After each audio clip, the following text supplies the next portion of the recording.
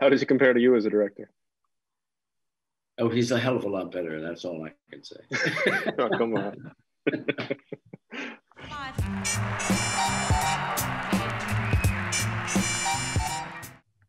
Excellent.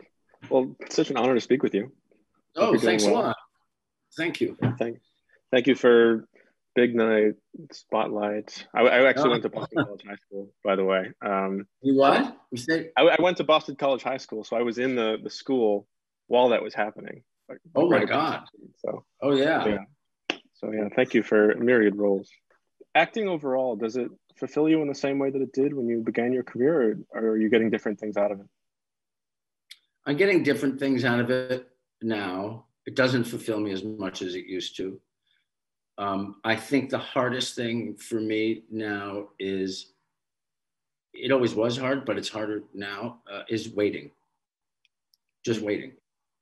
Because if you think about it, I mean, people don't really realize that you can be on set, usually it's 12, 13 hours a day. And you may actually only act. I'm talking about like a larger film. You may actually only act for a total of 20 minutes during those 12 hours. If, and that is, you're just like, there has got to be a better way of doing this. I mean, I think that's why I'm very impatient as a director. I just want to keep going and keep going. And, I think that, excuse me, I like to shoot a lot in one day. I like to, if you can do 7, 8 pages a day, that's great. I can't bear the thought of like, oh, we should shoot 1 page today or something. You're just like, oh God. Because you're just waiting. And there was, I don't know what famous actor said years ago, somebody came and got like Richard Harris or somebody, I don't know if it's a true story, but they said, Mr. Harris, so sorry to keep you waiting. And he says, all right, I get paid to wait. It's the acting I do for free. And that's kind of the way I feel at this point, So for me, that's if there were, I mean, I think this movie I did with Colin, when you make smaller movies, you basically have to move faster because you don't have the time or the money, but on bigger movies, you'll be sitting there for a long time. Yeah, true. Yeah. Unless it's Michael Bay. But yeah, anyway, thank you. Oh, exactly. Michael Bay. Yeah. That's fast. As Steve Buscemi said, when you work with Michael, it's like making an independent film with a load of money. I've seen it, so I can attest to that. Anyway, let's talk about The Witches.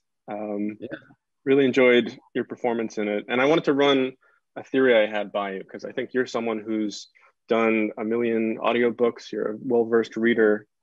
The tone of this movie feels like a really energetic parent reading this book to their children. I feel like each performance, each character, it really has that sort of loving parental spirit to it. So is that something that you felt too? Is that something you consciously tried to bring to this character? Yeah, no, I never thought of it that way, but I think that you're right. I mean, I like the energy of it, and I like that there's a sweetness to it and a sadness to it and a darkness to it. And like you say, that energy that just kind of drives right through it. That's very well put. It was great. I mean, it was just a great experience. No, absolutely. How was it in playing off Anne's energy here? Because obviously you two have shared the screen before. That was a very different dynamic than here, where really she is just completely taking over. So how did you calibrate that off of her? Well, you just do it, and you just do sort of what's on the page. And what's on the page was really good and very clear. And obviously here, the status is completely different than in the first movie we did together. So she was very low status in the first film. I'm very high status. And here she's incredibly high status and I'm very low status. And that's great fun to play with. That's part of the joy of being an actor. How has your dynamic evolved in the last 14 years, 15 years between the two. I don't know. We see each other. I mean, I've run into her every now and again, but you know, we live in totally different places. And but I'm always happy when I see her. And then when I heard that she was doing this, I was thrilled. Plus, it was Bob Zemeckis and Joanna Johnston, who's a friend of mine, and Peter King, who's a friend of mine, doing hair and costume and makeup and costume. And so it was like a perfect kind of coming together of all these wonderful people. What was the most fulfilling part for you?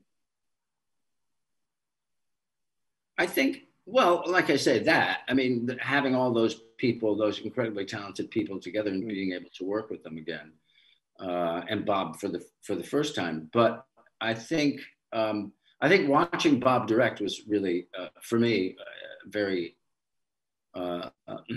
informative and very helpful for me, because I always like to, you know, you learn from every director, and I loved his